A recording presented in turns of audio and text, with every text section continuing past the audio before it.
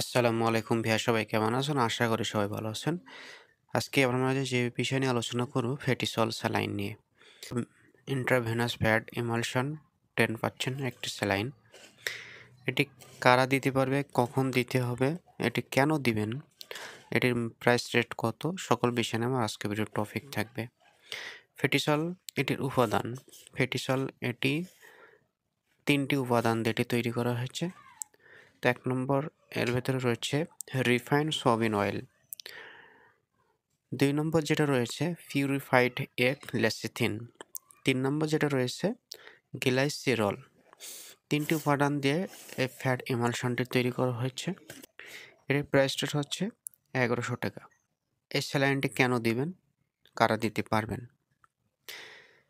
Fat emulsion এটি অধিক শক্তিসম্পন্ন ১১০০ calorie, যাদের ৫ দিনের ভিতরে প্রচুর ক্যালোরির প্রয়োজন এবং প্রোটিন প্রয়োজন, ফ্যাট প্রয়োজন।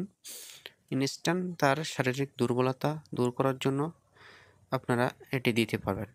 মুখে খেতে পারেন না, প্যারেন্টাল সমস্যা, পাকস্থলীর সমস্যা রয়েছে। এটি দিলে আপনারা ১১০০ ক্যালোরি পাবেন। আর এটি দেওয়ার সাথে সাথে রোগী সুস্থ হয়ে যায়।